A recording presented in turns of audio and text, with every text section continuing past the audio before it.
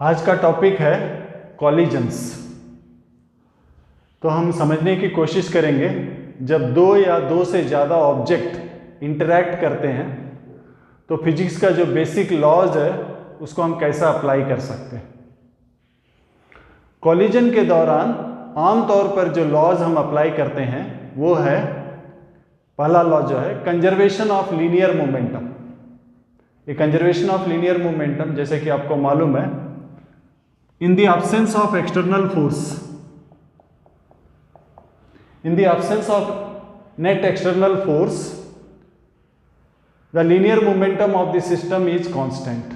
अगर external force ना हो या फिर हो इनका वेक्टर सम अगर जीरो हो तो लीनियर मोमेंटम जो है सिस्टम का कांस्टेंट रहता है।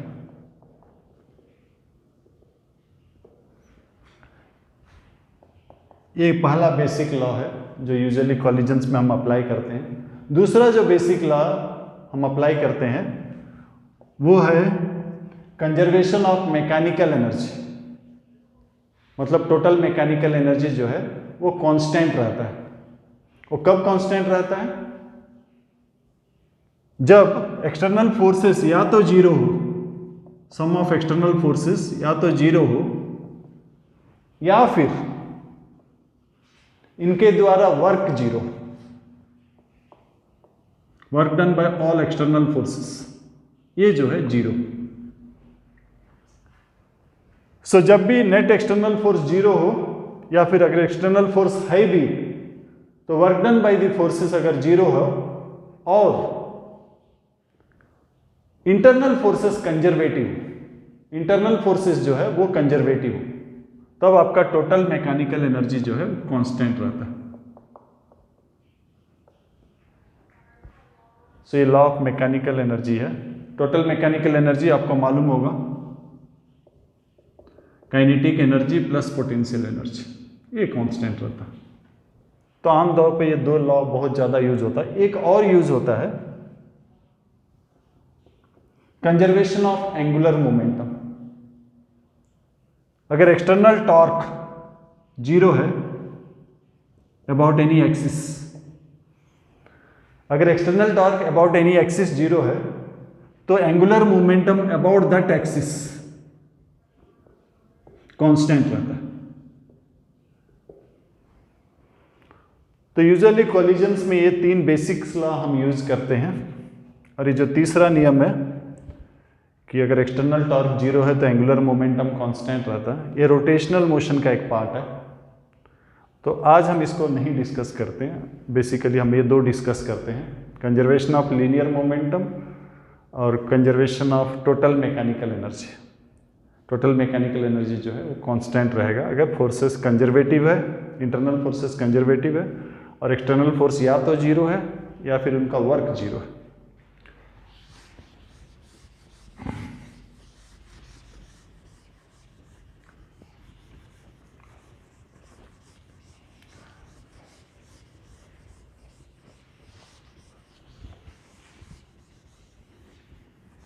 तो हम शुरू करते हैं वन डायमेंशनल कॉलिजन से।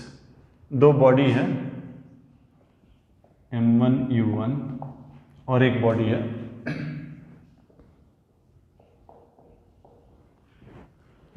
इनका जो वेलोसिटी है इस लाइन पर है और ये कोलाइड करते हैं। कोलाइड जब करते हैं, जब कोलाइड करते हैं तो इनका जो आपस का जो फोर्स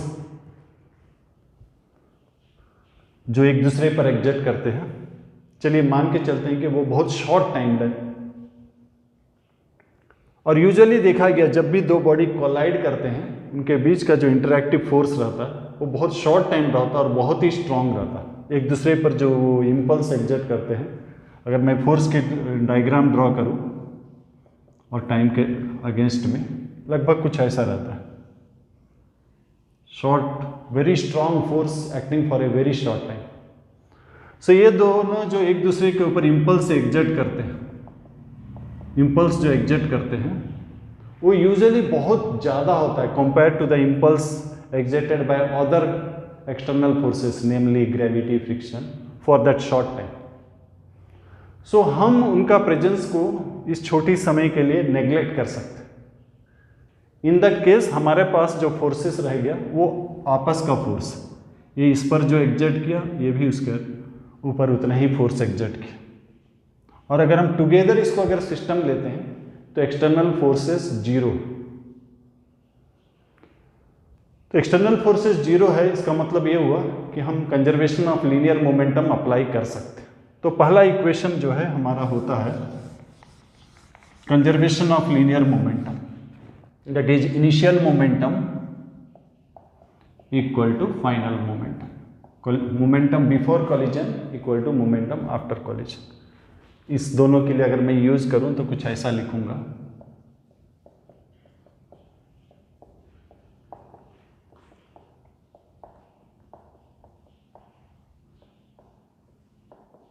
सो ये पहला इक्वेशन है conservation of linear momentum.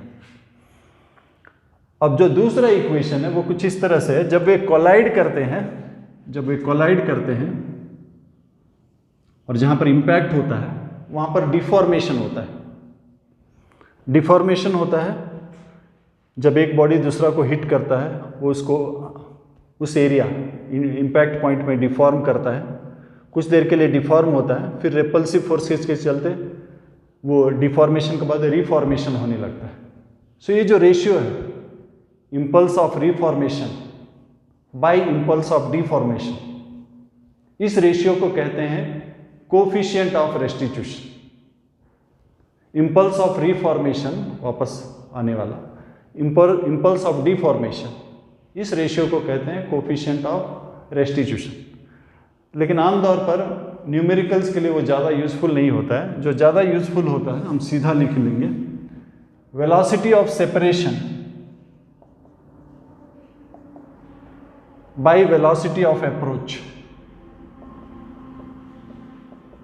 Velocity of separation by velocity of approach, e इसको कहते हैं coefficient of restitution. So one dimensional collision में इनिशियल स्टेट हमको मालूम है, इसका मतलब दो वेरिएबल है v1 v2 और हमारे पास दो इक्वेशन है, एक इक्वेशन कंजर्वेशन ऑफ मोमेंटम का, एक कोफिशिएंट ऑफ रेस्टिट्यूशन, दो इक्वेशन है।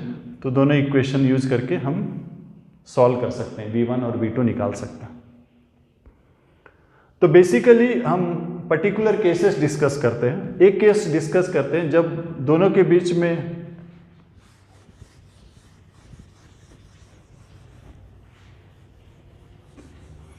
दो ऑब्जेक्ट जब कोलाइड किए थे, जब कोलाइड कर रहे थे, यहां पर एक दूसरे पर जब फोर्स एग्जर्ट कर रहे थे, जब डिफॉर्म हो रहा था। सो डिफॉर्म और रिफॉर्म दोनों वक्त अगर फोर्सेस, यहां जो फोर्सेस एक्ट करते हैं इलेक्ट्रोमैग्नेटिक फोर्स होते हैं आमतौर पर, वो अगर फोर्सेस कंजर्वेटिव फोर्सेस रहे तो टोटल मैकेनिकल एनर्जी जो है वो कांस्टेंट रह जाएगा। Total mechanical energy before collision initial, total mechanical energy during collision and total mechanical energy after collision. So initial total mechanical energy equal to total mechanical energy during collision and equal to total mechanical energy after collision. क्यों? क्योंकि ये जो collision के दौरान जो forces act कर रहे थे वो कंजर्वेटिव फोर्सेस थे, मैकेनिकल एनर्जी कांस्टेंट रखे। तो collision के दौरान जो काइनेटिक एनर्जी कम हो रहा था, यहां पर शुरू में सिर्फ काइनेटिक एनर्जी था, कॉलिजन के दौरान कुछ काइनेटिक एनर्जी जो है पोटेंशियल में बदल जाएगा, इलास्टिक पोटेंशियल एनर्जी। ये डिफॉर्मेशन के दौरान और रिफॉर्मेशन के दौरान जब वापस आने लगते हैं तो ये पोटेंशियल एनर्जी वापस काइनेटिक एनर्जी में बदलने लगता है फाइनल। तो इस तरह का जो कॉलिजन है इसको बोलते हैं elastic collision. So kinetic energy before collision equal to kinetic energy after collision, and as a whole if you see total mechanical energy जो है throughout constant है। so इस collision में आपका coefficient of restitution जो है वो 1 होता है, यानी कि velocity of separation velocity of separation equal to velocity of approach, E1 होता है। और इसमें मैकेनिकल एनर्जी का लॉस नहीं होता है, through out total mechanical energy constant होता है।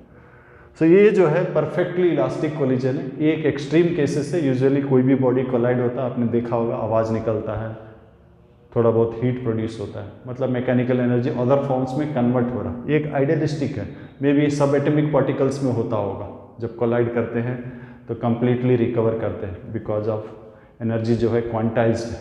सो एनर्जी अगर डिफरेंस इन लॉस जो है डिफरेंस इन क्वांटाज नहीं होगा तो ऑलमोस्ट तब पूरा एनर्जी रह जाता है। तो ये जो कोलिजन है perfectly elastic collision, most of the जो एक्सटेंडेड बॉडीज हम देखते हैं इसमें ये नहीं होता है। एक और केस है जो जिसमें सबसे ज़्यादा काइनेटिक एनर्जी लॉस होता है, जहाँ पर आपका कोफिशिएंट ऑफ रेस्टिट्यूशन 0 हो जाता है। कोफिशिएंट ऑफ रेस्टिट्यूशन यानी कि V2 minus V1 by U1 minus U2, ये जो है E, ये अगर 0 हो जाता है इसको बोलते हैं कंप्लीटली इनइलास्टिक कोलिजन। ये अगर 0 हो गया इसका मतलब V2 इक्वल टू V1, दोनों स्टिक कर जाएंगे। सो इनिशियल मोमेंटम जो था आपका, initial momentum equal to final momentum, final speed same हो गया, दोनों का वेलोसिटी सेम हो गया, दोनों स्टिक कर गए। और इस केस में सबसे ज़्यादा काइनेटिक एनर्जी लॉस होता है। काइनेटिक एनर्जी जो है अदर फॉर्म से बदल जाता है। और बाकी सभी केसेस में इसमें E0 है। Perfectly elastic collision E1, completely inelastic collision E0। और बाकी केसेस में बिटवीन लॉस तो होता है बट E जो है 0 और 1 के बीच में होता है। और ये जो बाकी केसेस है इसके लिए E का वैल्यू 0 और 1 के बीच में होता है। अब ये सवाल है क्या E 1 से ज़्यादा हो सकता है? आमतौर पर नहीं होता है। आमतौर पर जब भी कोलाइड करते हैं हम उम्मीद करते हैं या तो एनर्जी सेम रहेगा काइनेटिक एनर्जी, या फिर एनर्जी कम हो जाएगा, मैकेनिकल एनर्जी जो है हीट और साउंड में बदल जाता है। लेकिन अगर कोलिजन के दौरान इंटरनल एनर्जी रिलीज होता है, एक्सप्लोजन होता है, या इंटरनल एनर्जी किसी और फॉर्म से रिलीज हो जाता है, तब मुमकिन है कि E 1 से ज़्यादा हो।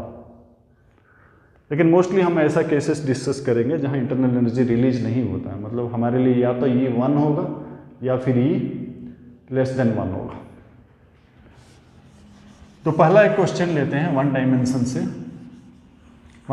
से एक क्वेश्चन लेते हैं। ए मास m है, स्पीड आपका 4u है, ये जा रहा है सेम लाइन में, और एक मास है 4m और इसका स्पीड है, सपोज इसका स्पीड है, इसका मास 2m कर देते हैं, इसका स्पीड है मान लेते हैं u। इनके बीच में इलास्टिक कोलिजन होता है। तो हमको इक्वेशन लिखना है। सो पहला इक्वेशन क्या है? Conservation of momentum.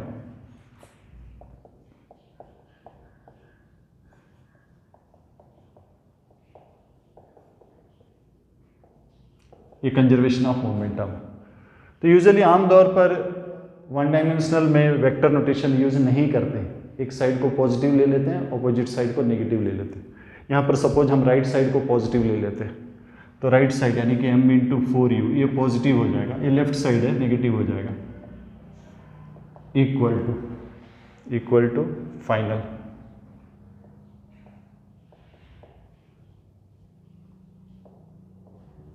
सो ये पहला इक्वेशन हो गया, ये पहला इक्वेशन हो गया। दूसरा इक्वेशन जो है, बिकॉज ये इलास्टिक कोलिजन है, so v2 minus v1 by u1 minus u2 equal to e. अब चाहे तो वेक्टर नोटेशन मत दीजिए, बट याद रखिएगा एक साइड को आप पॉजिटिव लीजिए, ऑपोजिट साइड को नेगेटिव लीजिएगा। सो v2 माइनस v1, u1 इस साइड है पॉजिटिव ले रहा हूँ, वो दूसरी साइड है, परफेक्टली इलास्टिक कोलिजन में 1 है। सो क्रॉस मल्टीप्लाई कर देता हूँ, v2 माइनस v1 जो है 4u प्लस u 5u हो गया। तो बेसिकली इस तरह का इक्वेशन आता है। एक इक्वेशन कंजर्वेशन ऑफ मोमेंटम से आता है और एक आपका कोफिशिएंट ऑफ रेस्टिट्यूशन से आता है। ये दोनों का अगर आप सॉल्व कर देते हैं तो आपको v1 और v2 निकल जाता है। 2 वेरिएबल 2 इक्वेशन। कभी कभी क्वेश्चन ये भी पूछ सकता है कि what is the maximum elastic energy stored during elastic potential energy stored during collision. ये सिर्फ आपका इलास्टिक कोलिजन में पूछ सकता है, क्योंकि बाकी कोलिजन्स में जो है फोर्सेस जो है इंटरनल फोर्सेस वो नॉन कंजर्वेटिव होते हैं, बाकी फॉर्म में बदल जाते हैं हीट और साउंड में। सो इलास्टिक कोलिजन में ये पूछ सकता है कि what is the maximum elastic potential energy during collision, maximum elastic potential energy ये पूछ सकता है। तो ये इसका मोमेंटम 4 mu है, राइट की तरफ जा रहा था, उसका मोमेंटम 2 mu लेफ्ट की तरफ जा रहा था, इस तरफ ज़्यादा है। और डिफॉर्मेशन तब तक मुमकिन है जब तक उनके बीच में रिलेटिव वेलोसिटी है। रिलेटिव वेलोसिटी जब ये इससे ज़्यादा है, पुश कर रहा हो, जब एक बार रिलेटिव वेलोसिटी सेम हो जाएगा उसके बाद सेपरेशन शुरू हो जाएगा। सो मैक्सिमम डिफॉर्मेशन में रिलेटिव वेलोसिटी 0 हो जाएगा, यानी कि दोनों का वेलोसिटी सेम हो जाएगा। सो दोनों का वेलोसिटी अगर सेम हो जाता है तो हम कंजर्वेशन ऑफ मोमेंटम अप्लाई कर लेते हैं। Conservation of momentum m into 4u minus, opposite है माइनस होगा, 2m into u equal to m plus 2m into suppose ये v प्राइम है, सो v प्राइम हो जाएगा आपका ये 2u/3। और बिकॉज ये इलास्टिक कोलिजन है, टोटल मैकेनिकल एनर्जी कांस्टेंट रहेगा। इनिशियल एनर्जी आपका काइनेटिक फॉर्म में था, इनिशियल एनर्जी काइनेटिक फॉर्म में, पहला का काइनेटिक एनर्जी, दूसरा का काइनेटिक एनर्जी, और फाइनल जो है, फाइनल तो नहीं है, हमें पूछा गया है कि मैक्सिमम इलास्टिक पोटेंशियल एनर्जी। उस दौरान रिलेटिव वेलोसिटी 0 था, यानी कि दोनों का वेलोसिटी सेम था। सो उस दौरान दोनों का सेम, दोनों को मिला लेते हैं 3m, और काइनेटिक एनर्जी हो जाएगा v prime square, v prime यानी कितना, plus elastic potential energy. Elastic potential energy, या तो आप सिंबल u यूज कर सकते हैं, पोटेंशियल एनर्जी का यूजुअल सिंबल u होता है। सो v प्राइम का वैल्यू डाल दीजिए और सिंप्लीफाई कर दीजिए। सो ये this is the maximum elastic potential energy. उसके बाद वो डिफॉर्मेशन शुरू हो जाएगा, फिर से वो वापस काइनेटिक में आ जाएगा, initial kinetic equal to final kinetic. So ये क्वेश्चन है, एक क्वेश्चन और करते हैं 1 डायमेंशन से।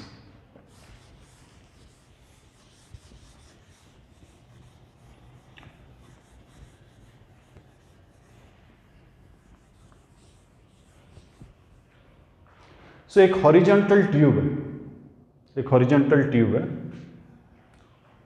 हॉरिजॉन्टल है, हॉरिजॉन्टल ले रहा हूँ ग्रेविटेशन को ना लेने के लिए, ग्रेविटेशन का इफेक्ट को ना लेने के लिए। ये हॉरिजॉन्टल ट्यूब है,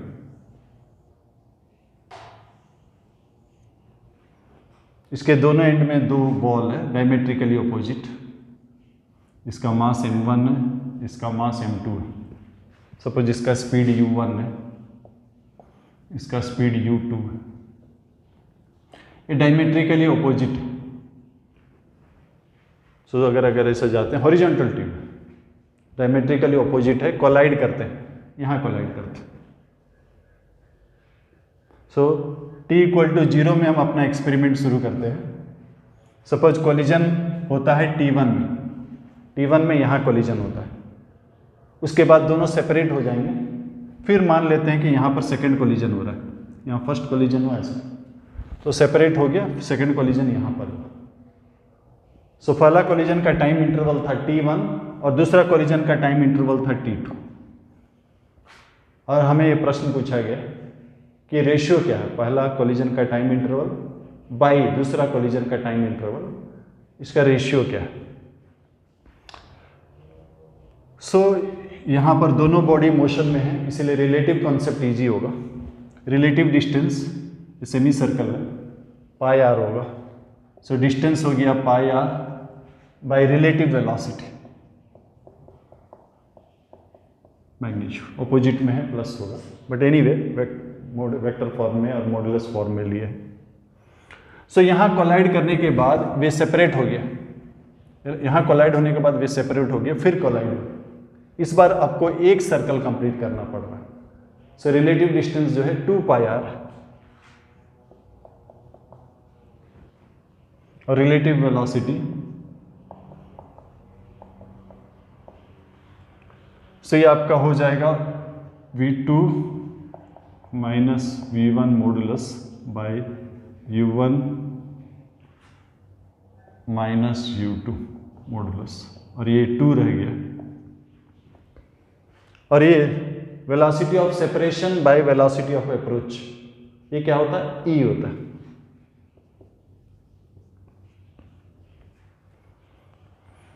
सो आंसर है e/2, लेकिन प्रश्न ये उठता है क्या ये 1 डायमेंशनल मोशन था, क्योंकि रिंग तो 2 प्लेन है, बॉडी है, ये मोशन तो 2 डायमेंशनल मोशन है। हमने कैसा ऐसा इक्वेशन यूज कर लिया, और क्या हम कर सकते हैं ऐसा। ये ट्यूब अगर स्मूथ है, ये ट्यूब अगर स्मूथ है तो only force that acts during the motion is normal force, और हमें मालूम है नॉर्मल फोर्स जो है सिर्फ डायरेक्शन चेंज करता है, स्पीड चेंज नहीं कर सकता है। तो स्पीड कहीं चेंज नहीं हो रहा है, तो इसीलिए हम इसको यूज कर सकते हैं, और ये जो अप्रोच था ये ठीक है।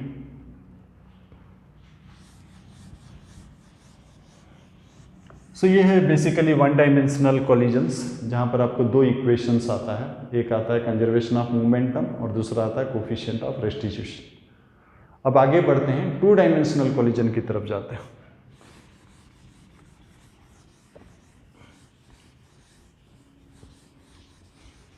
सो बेसिकली 2 डायमेंशनल कोलिजन में आपको रेजोल्यूशन करना पड़ता है। जिस प्लेन में मोशन है, मान लेते हैं कि XY प्लेन में मोशन है, तो आप जितना भी वेलोसिटी वेक्टर्स है उसको रिजॉल्व कर दीजिए अलोंग 2 परपेंडिकुलर डायरेक्शन, से x axis and y axis, और आप कंजर्वेशन ऑफ मोमेंटम अप्लाई कर दीजिए। अगर कोलिजन इलास्टिक है तो कंजर्वेशन ऑफ काइनेटिक एनर्जी भी अप्लाई कर दीजिए। Kinetic energy before collision equal to kinetic energy after collision. एक एग्जाम्पल लेते हैं। सपोज ये m है, विथ स्पीड u मूव कर रहा है, और अनदर एक पार्टिकल, ये एक बॉडी है 4m है, ये रेस्ट में, इसका स्पीड 0, और इनके बीच में कॉलिजन हो रहा है। सवाल है कि 2 डायमेंशनल क्यों है? पिछले बार 1 डायमेंशनल था, इस बार 2 डायमेंशनल क्यों है? अब देखिए, जब कॉलिजन के दौरान दोनों के बीच में लाइन ऑफ इंपैक्ट होता है, एक दूसरे के ऊपर इंपल्स एग्जर्ट करते हैं, और ये जो इंपल्स एग्जर्ट करते हैं, ये इंपल्स का डायरेक्शन और इनिशियल वेलोसिटी का डायरेक्शन, और इंपल्स का डायरेक्शन, ये दोनों अगर सेम रहा तो ये जो बॉडी का चेंज इन वेलोसिटी इसी लाइन में होगा, क्योंकि वेलोसिटी भी इसी लाइन में था और जो फोर्स एक्ट किया वो भी इसी लाइन में था। इन दैट केस या तो वेलोसिटी बढ़ेगा या कमेगा, लेकिन वेलोसिटी इस डायरेक्शन में था और फोर्स किसी और डायरेक्शन में लगा, तो वो इनिशियल डायरेक्शन में अब नहीं जाएगा, उसका डायरेक्शन चेंज हो जाएगा। सो जो इंपैक्ट लाइन है, जिस डायरेक्शन में इंपैक्ट हुआ, एक दूसरे पर फोर्स एग्जर्ट किए, force for very short time, यानी कि इंपल्स एग्जर्ट किए, वो जो इंपल्स वाला लाइन है और वो इनिशियल वेलोसिटीज वाला लाइन है, वो सेम नहीं रहा, इसीलिए अब जो है वो सेपरेट हो गए। आप भी कैरम बोर्ड खेलते वक्त आप देख लीजिए, आप जब कैरम बोर्ड को स्ट्राइक करते हैं, अगर जस्ट हेड ऑन स्ट्राइक करते हैं, और तो आप दोनों एक ही लाइन में जा सकते हैं, ये पॉसिबल है। ऐसा है, आपने ऐसा हिट किया, दोनों ऐसा जाएगा। लेकिन कभी कभी आप क्या करते हैं, साइड वाइज हिट करते हैं, उसके बाद हिट होने के बाद दोनों सेपरेट हो जाते हैं, उस प्लेन में मूव करने लगते हैं। कैरम बोर्ड का जो प्लेन है उसमें मूव करने लगते हैं। तो ये पॉसिबल है, जबकि इंपल्स वाला जो लाइन है और वेलोसिटीज वाला जो लाइन है वो अगर सेम नहीं रहा तो वो सेपरेट हो जाएंगे एक प्लेन में, तब हमारा आ जाता है 2 डायमेंशनल मोशन। सो यहाँ पर जब ये इसको हिट किया, मान लेते हैं कि ऐसा डाटा दिया गया है कि ये इस तरफ जा रहा है, ये लाइटर पार्टिकल इस तरफ जा रहा है V1 में, और ये इस तरफ जा रहा है V2 एंगल थीटा में जा रहा है। ये वाला पार्टिकल ऊपर की ओर गया, ये वाला पार्टिकल ऊपर की ओर गया V1 में, और ये इधर गया V2 में, ऐसा दिया हुआ। और दिया गया है कि इलास्टिक कोलिजन, तो हमें इक्वेशंस लिखना है। तो जाहिर है कि दो इक्वेशंस लिख सकते हैं। पहला इक्वेशन क्या होगा, कंजर्वेशन ऑफ मोमेंटम। बिकॉज ये 2 डायमेंशनल कोलिजन है, हम कंपोनेंट्स लेंगे। सो दो परपेंडिकुलर एक्सिस हमको चूज करना है। पॉइंट ऑफ कोलिजन को ओरिजिन ले लेते हैं, इसको ओरिजिन ले लेते हैं। यहाँ दो परपेंडिकुलर डायरेक्शन ले लिया। इनिशियल डायरेक्शन को एक्स एक्सिस ले लेते हैं, दूसरा वाला वाई एक्सिस हो जाएगा। तो इनिशियल मोमेंटम जब आपका एक्स एक्सिस में है, unit vector along x axis, अब ये वाई एक्सिस में चला गया और एक एंगल पे गया। इसको रिजॉल्व कर देते हैं। एक एंगल पर गया, ये इस तरफ गया, सपोज V2, इसको रिजॉल्व कर देते हैं। इसका एक्स कंपोनेंट हो जाएगा cos theta, x component right side है, पॉजिटिव लिए, वाई कंपोनेंट नीचे की ओर है, नेगेटिव ले रहा हूं।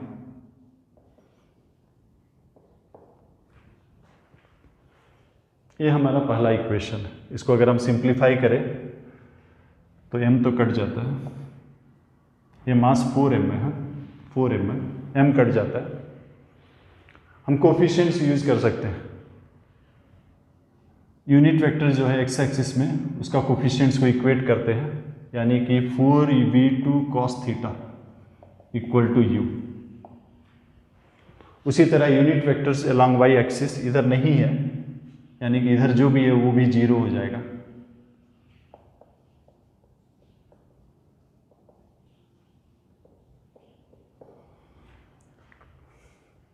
यानी कि इसको थोड़ा और सिंप्लीफाई कर सकते हैं।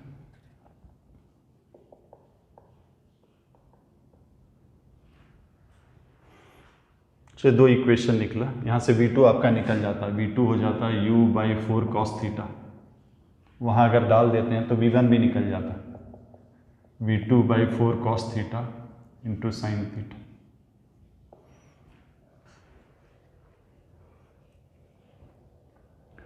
नेक्स्ट दिया गया है इलास्टिक कोलिजन। इलास्टिक कोलिजन इसका मतलब क्या है, काइनेटिक एनर्जी कंजर्व होगा। इनिशियल काइनेटिक एनर्जी हमारा है half mu², final kinetic energy आपका half mv1² plus half 4mv2²। तो यहाँ हम डाल सकते हैं v1 v2। अगर क्वेश्चन में सपोज हमें थीटा निकालने के लिए कहा गया, v1 का वैल्यू डाल दीजिए, v2 का वैल्यू डाल दीजिए और इसको सिंप्लीफाई करके थीटा निकाल लीजिए। थीटा निकालने के बाद अगर v1 निकालने के लिए कहा गया, v1 निकाल लीजिए, v2 निकालने के लिए कहा गया, v2। तो हम सब कुछ निकाल सकते हैं। सो बेसिकली यहाँ पर कुछ डाटा हमें ज़्यादा दिया था, क्योंकि ऐसी अगर देखा जाए तो 4 वेरिएबल हो जाता है। इसका स्पीड, इसका डायरेक्शन, इसका स्पीड, इसका डायरेक्शन, 4 वेरिएबल। और एटमोस्ट आप लीनियर मोमेंटम से 2 इक्वेशन निकलेगा, एक एक्स डायरेक्शन का, एक वाई डायरेक्शन का। इसी तरह काइनेटिक एनर्जी से एक इक्वेशन और निकलेगा, 3। 4 वेरिएबल, 3 इक्वेशन सॉल्व नहीं किया जा सकता, इसलिए आपको एक एडिशनल कंडीशन दिया जाता है यूजुअली, तब आप सॉल्व कर सकते हैं। तो ये बेसिक अप्रोच है। कैसा अप्रोच? लीनियर मोमेंटम अगर इलास्टिक कोलिजन है तो काइनेटिक एनर्जी भी कंजर्व होता। लेकिन एक और केस है जहां पर आपको इंपैक्ट लाइन मालूम होता है, किस लाइन में एक दूसरे को वो इंटरैक्ट किए। ये जब मालूम होता है तो केस थोड़ा इजी हो जाता है।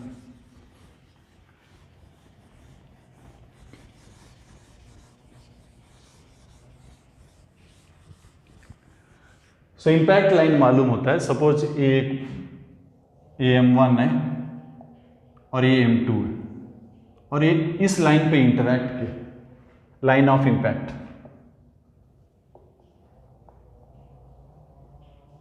मतलब एक दूसरे के ऊपर इंपल्स इस लाइन में दिए हुए। मतलब हम कंजर्वेशन ऑफ मोमेंटम कहीं भी अप्लाई कर सकते हैं, लेकिन इंपल्स इसी डायरेक्शन में हुआ। ये इसको पुश किया, ये इसको पुश किया, इंपल्स इस डायरेक्शन में था और चेंज इन मोमेंटम जो है इंडिविजुअली इसी डायरेक्शन में हुआ रहा है। तो बेस्ट होगा अगर हम इसी डायरेक्शन में कंजर्वेशन ऑफ मोमेंटम अप्लाई करें। इंटरैक्शन के दौरान उनके बीच का जो फोर्स था वो इंटरनल था, यानी कि नेट फोर्स 0। तो मोमेंटम आप कोई भी डायरेक्शन में अप्लाई कर लीजिए, फर्क नहीं पड़ने वाला।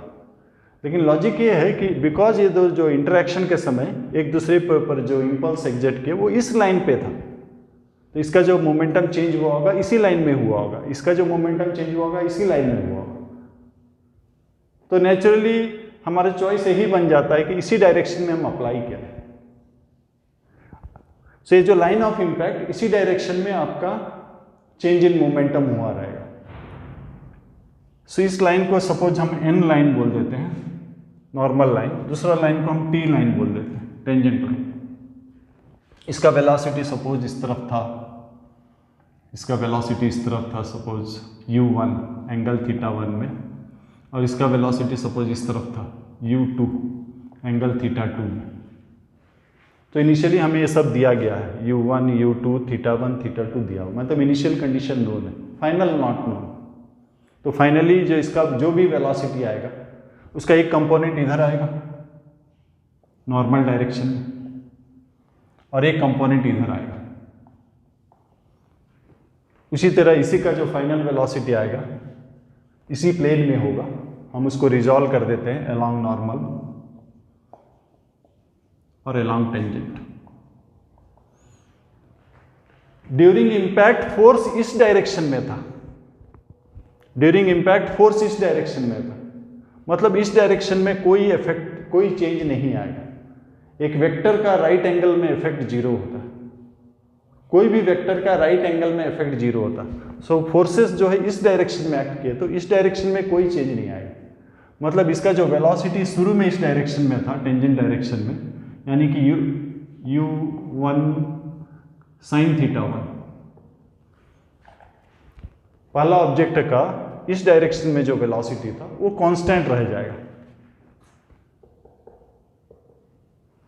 उसी तरह दूसरा का जो वेलोसिटी इस डायरेक्शन में था,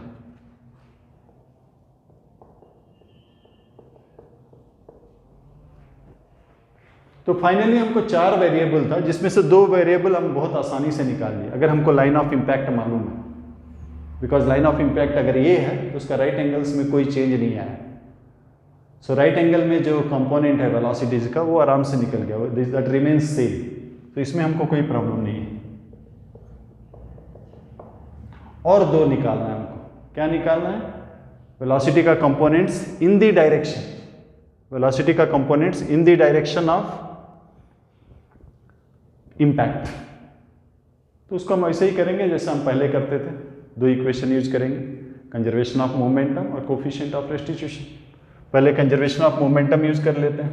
तो इस डायरेक्शन में मोमेंटम है m1 u1 cos θ1 plus m2 u2 cos θ2 initial equal to final m1 v1 n।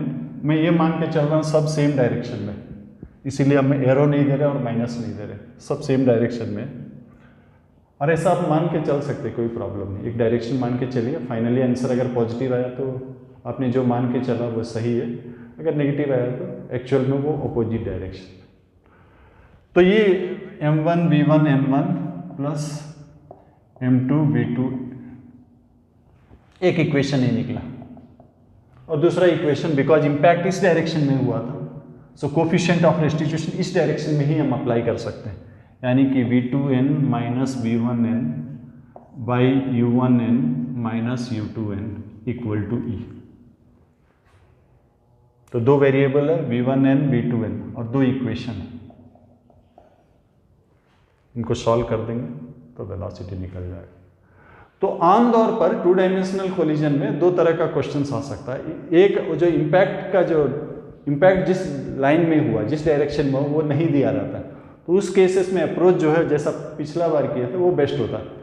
2 perpendicular direction आप ले लीजिए x और y और सॉल्व कर दीजिए। इलास्टिक दिया तो काइनेटिक एनर्जी भी ले लीजिए, वो उसमें और डाटा देना पड़ेगा क्योंकि 4 वेरिएबल था, सॉल्व नहीं होगा, इसलिए एडिशनल डाटा वो यूजुअली दिया होता है।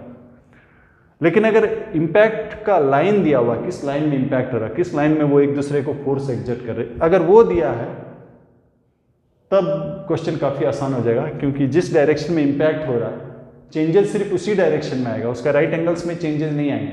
तो उसका राइट एंगल्स में जो कंपोनेंट्स है वेलोसिटी का वो सेम रहेंगे, वो चेंजेस नहीं आएंगे। तो जिस डायरेक्शन में इम्पैक्ट हो रहा है उस डायरेक्शन का सिर्फ वेलोसिटी निकालना है और दो इक्वेशन हम यूज कर लेंगे। उस डायरेक्शन में कंजर्वेशन ऑफ मोमेंटम अप्लाई कर लेंगे और उस डायरेक्शन में उसी डायरेक्शन में ये जो फार्मूला उसी डायरेक्शन में होगा क्योंकि इम्पैक्ट इसी लाइन में है, तो उसको अप्लाई कर लेंगे, दो इक्वेशन को सॉल्व कर देंगे। तो एक क्वेश्चन करके देखते हैं।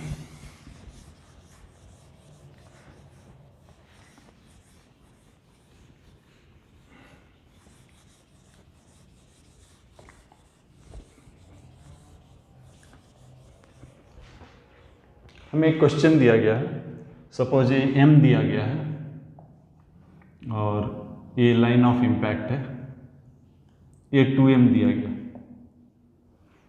m दिया गया, ये 2m दिया हुआ और इसका वेलोसिटी दिया गया। एक कर ले लेते हैं, कैलकुलेशन को थोड़ा सिंपल रखते हैं।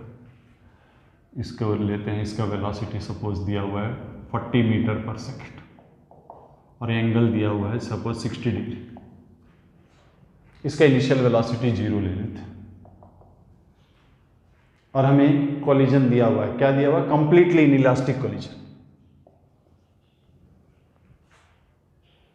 कंप्लीटली इनइलास्टिक कोलिजन और पूछा गया है कि कंप्लीटली इनइलास्टिक कोलिजन के बाद इनका वेलोसिटीज क्या है। तो ये लाइन ऑफ इम्पैक्ट, इसमें मोमेंटम एक्सचेंज होगा, टोटल सेम रहेगा लेकिन एक्सचेंज होगा। Initial momentum equal to final momentum इस डायरेक्शन। इसका राइट एंगल्स में कोई चेंज नहीं होगा। ये line of impact normal line है, इस लाइन में कोई चेंज नहीं होगा। तो इस लाइन में जो इनिशियल वेलोसिटी है इसका तो 0 है, इसका जो इनिशियल वेलोसिटी इस तरफ था वो सेम रह जाएगा after collision also. So after collision पहला वाला का इस डायरेक्शन का वेलोसिटी मान लेते हैं v1t, v1n और ये v1t। सेकंड वाला रेस्ट में था, यानी कि इसका कोई कंपोनेंट टेंजेंट डायरेक्शन में इनिशियली नहीं था, यानी कि फाइनल में भी इसका कोई डायरेक्शन वेलोसिटी टेंजेंट डायरेक्शन में नहीं होगा। सो इसका वेलोसिटी सिर्फ इसी डायरेक्शन में होगा। सो हमारे पास 3 वेरिएबल है, 1 2 3। ये तो सीधा निकल जाएगा, इस डायरेक्शन में चेंज नहीं हो रहा।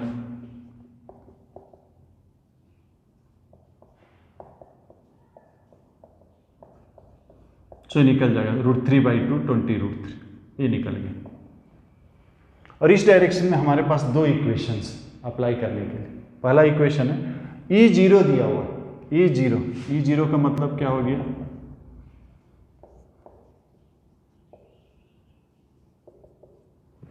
मतलब इस डायरेक्शन में दोनों का वेलोसिटी सेम हो जाएगा, ये 0 है। सो दोनों का नॉर्मल वेलोसिटी सेम हो जाएगा। सो इनिशियल नॉर्मल डायरेक्शन में मोमेंटम कंजर्व करते हैं, कांस्टेंट लेते हैं। तो इनिशियल मोमेंटम था m × 40 cos 60। फाइनली दोनों का सेम हो गया m + 2m और इस डायरेक्शन में वेलोसिटी दोनों का सेम है, cvn।